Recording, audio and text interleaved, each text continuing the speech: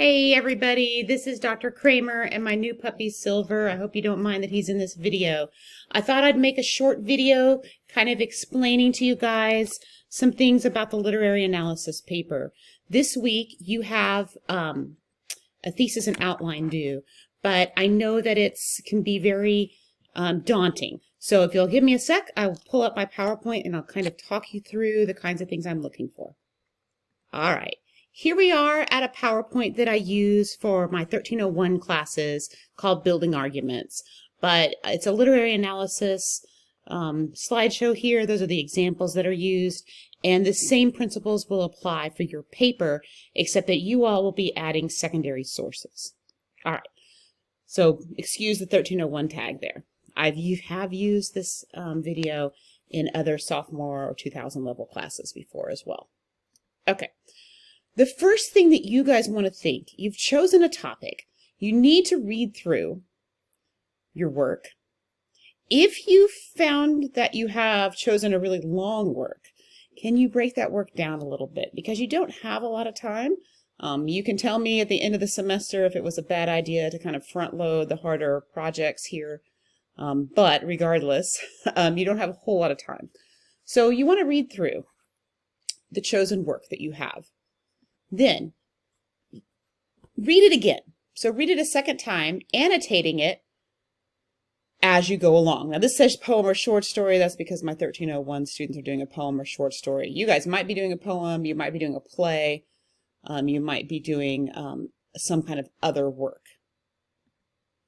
What jumps out at you? This is all highly personal.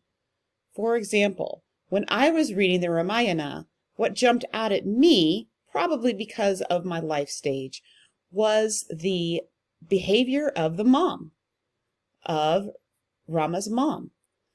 Because I struggle a lot with how do I be a parent to adult children? My youngest kid is a junior in high school, and then I have a freshman in college, and a son who's almost 21, and a daughter who is 22.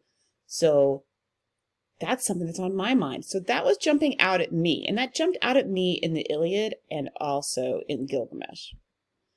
Do you see some patterns as you read?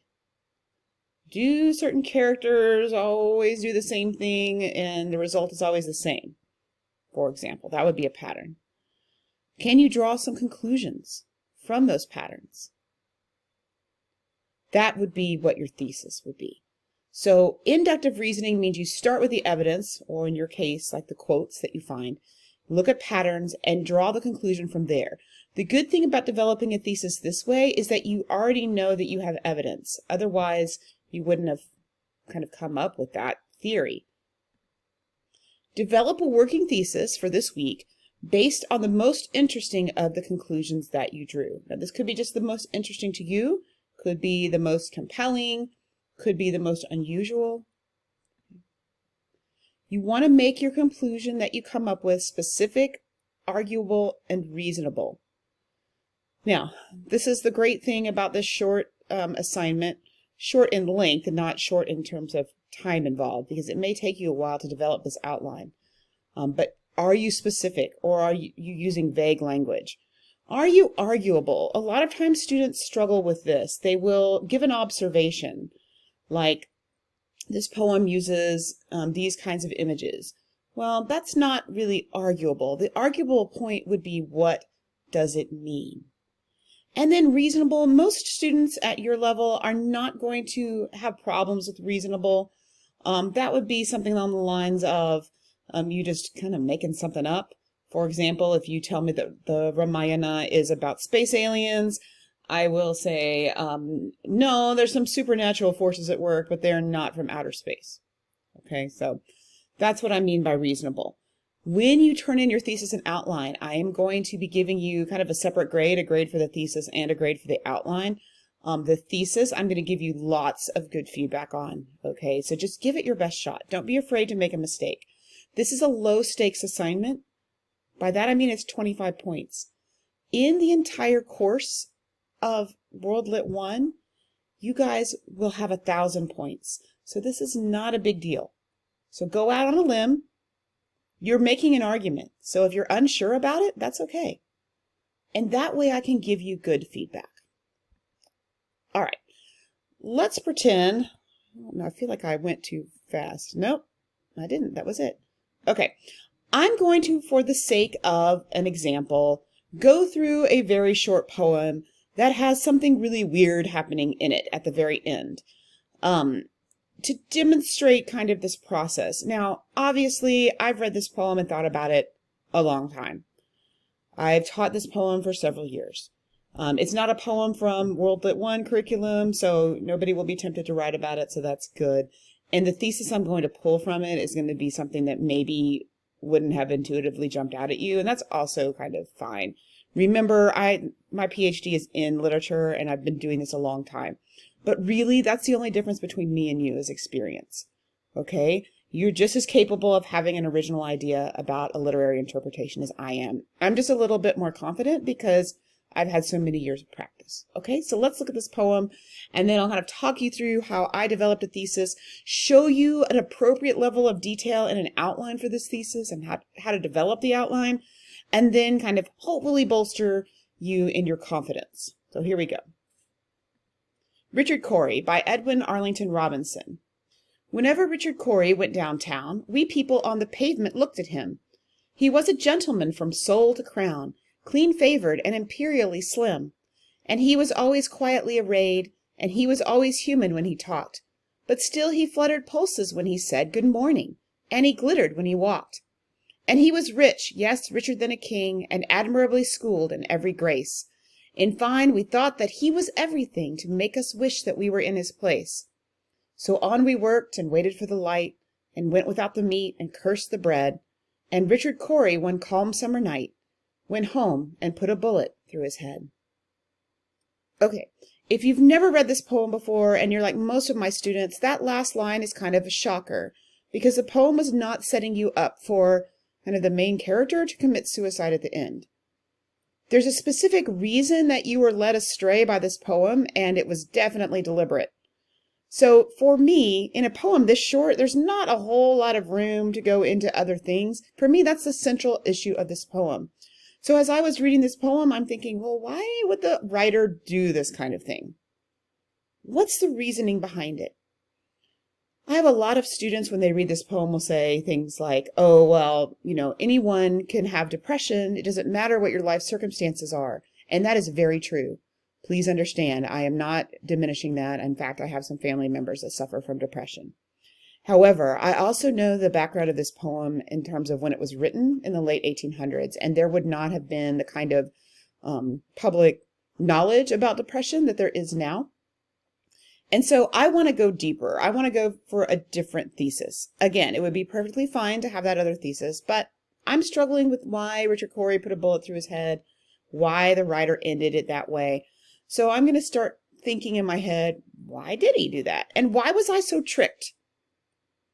So after I read it the first time and realized, oh, he tricked me, then I'm going to go look at how Robinson the poet was tricking me.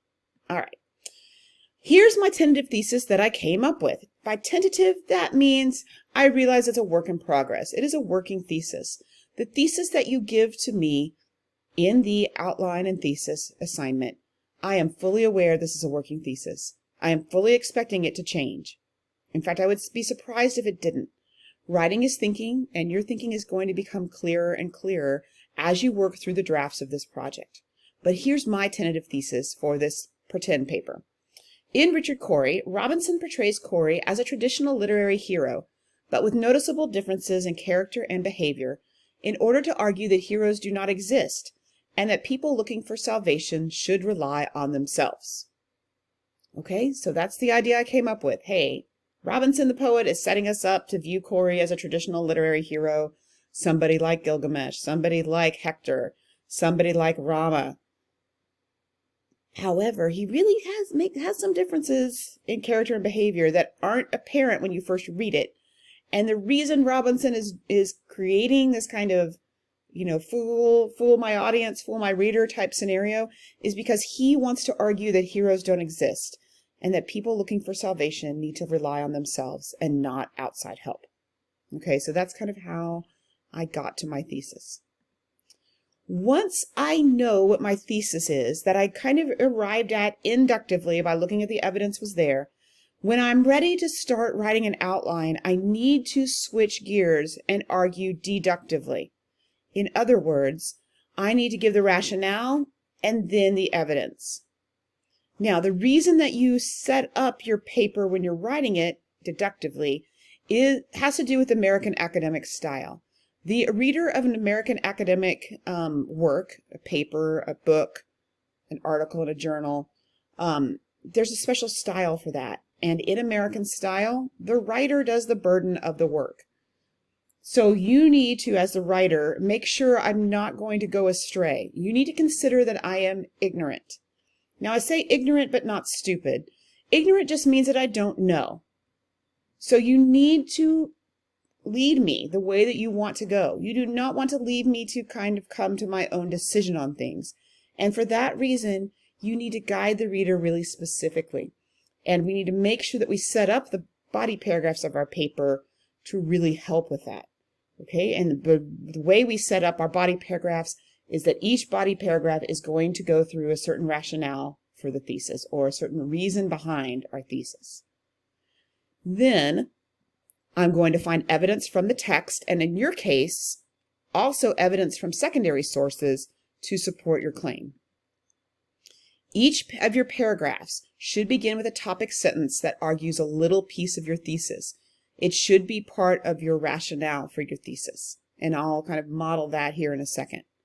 This will keep your reader on track through your argument, and it will also make sure that you don't go chase a little bunny over here into the forest, or a cute little puppy that I'll show you in a minute, but he's totally passed out, and never come back to the main topic. It can be really, really interesting to research the background of some of these literary works, and you can get really caught up in showing the reader all of the cool kind of research that you found and interesting points, but you need to make sure that all of those interesting facts and points support your own argument. So you need to keep really disciplined in the thesis and topic sentence department. At the end of each of your body paragraphs, when you're writing, you'll want to have a point sentence that ties back to your thesis. So it zooms out a little bit because you've been down there with all the close reading and all the quotes in the body of the paragraph, and you want to zoom out a little bit at the end so that you can transition to the next rationale for your thesis, the next paragraph. Okay, so this is kind of the, high level type of outline that I would do.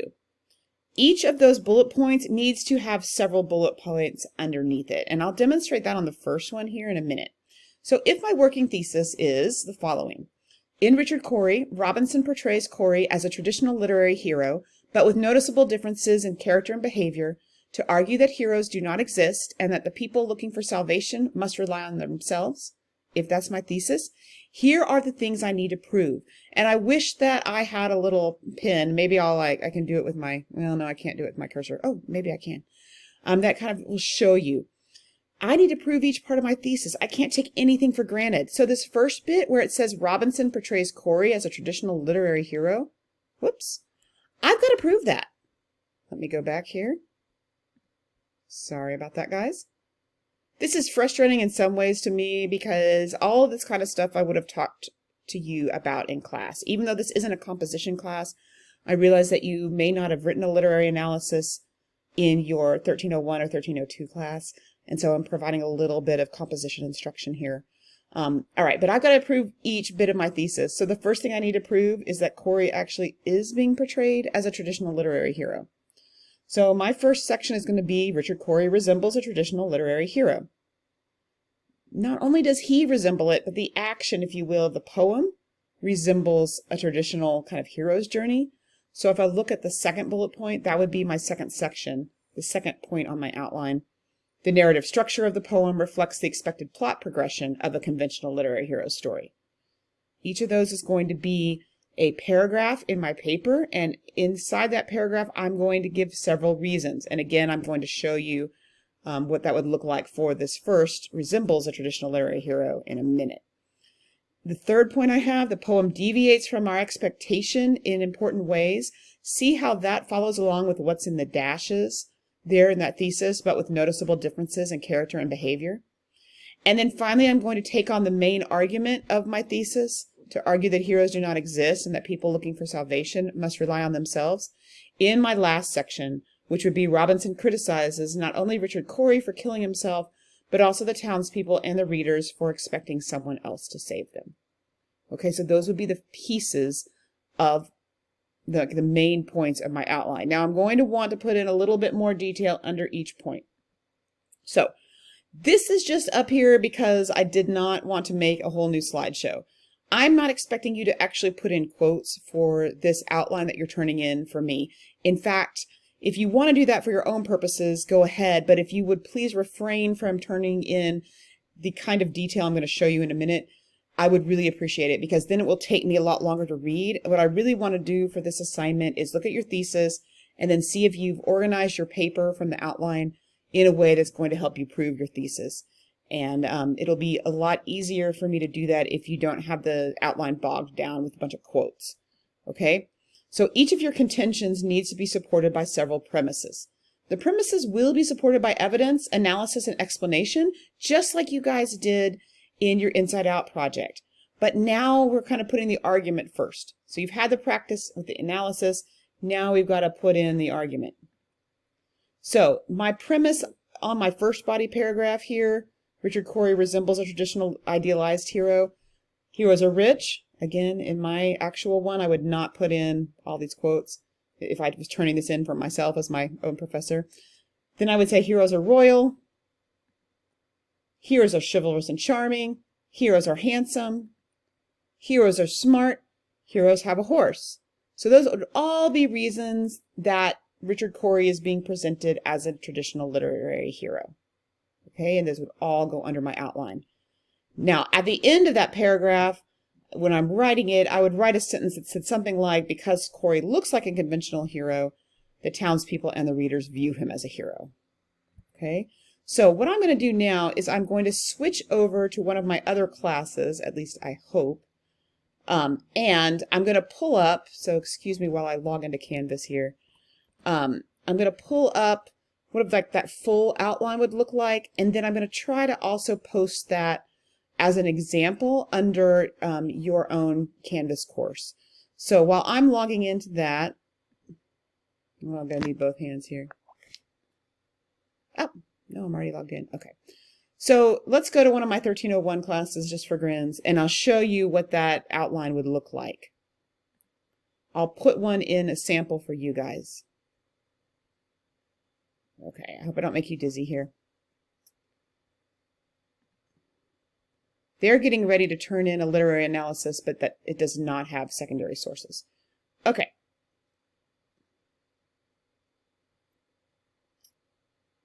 Oh no, I don't have that. All right, sorry guys.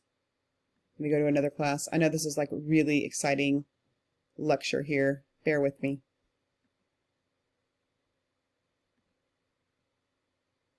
Okay. That's a problem when you teach 4 classes are the same and then one is different. You get these little baubles. All right. It should be on this one. I've also given you an example in the actual, it's a Romeo and Juliet argument in the actual assignment for the thesis and outline, so you can look at that too. All right, here's sample thesis and outline for Richard Cory. Okay, and these are not with tabs or anything. I would like yours to be tabbed. It's just I can't do it in this kind of function on Canvas. So here's the same working thesis I told you about before.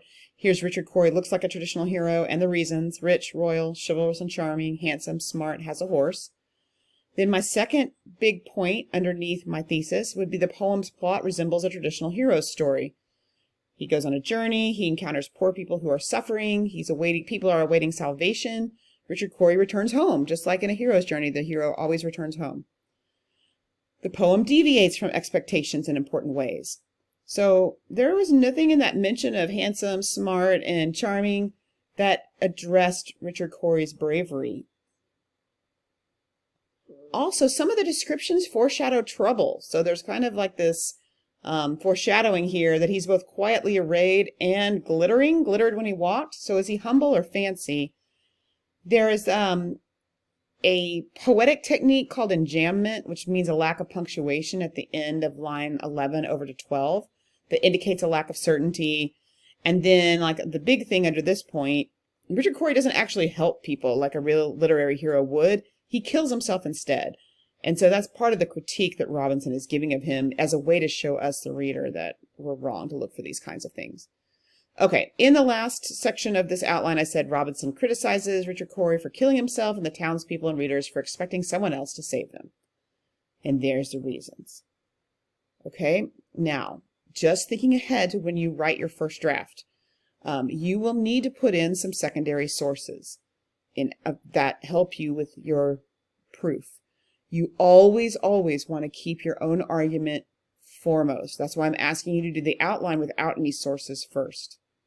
When I go back and add sources in, I'm going to use sources that are going to help me prove some of these points. So, for example, maybe I find an academic source about a hero's journey, and I use information there along with the quotes from the poem itself. Maybe I talk about epic heroes. Maybe I have a secondary source about epic heroes. They're normally of high social status. All that stuff I gave to you guys in the lecture. If you're not an expert in literature, you would need to go find a secondary source to kind of back you up. Okay, so that's when I write the paper. I'm going to have to use quotes from the poem in this case, but also from other sources to help prove my point. But I do not need the quotes or the secondary source information to write the outline. This is just the argument. You cannot, in American academic style, just throw a bunch of quotes at the reader and hope that they understand what they should draw about those quotes from your argument. That's just not how it works. Okay, this reader is going to start making her own decisions, and I might not agree with you. So that's why you want to front load your own opinion. Again, go out on a limb here. It's okay. Please do not, if you get stuck, go out trolling around the internet looking for outlines. I have had people get in trouble for plagiarizing outlines off the internet before. Okay? If you're having trouble, the best thing for you to do is to come see me. The best thing, even better than that, coming to see me, is to not procrastinate. If you realize you're having trouble and you're struggling, then there's time for you to come see me during office hours or to send me an email. But if you wait till the last minute, if you wait till Wednesday at 9 p.m. to start this, you're going to be in a whole lot of trouble if you're, kind of questioning anything in any way. Because I honestly probably won't be available via email, and you're going to feel the time crunch. Okay? At the very least, turn in something, even if you think it's totally terrible.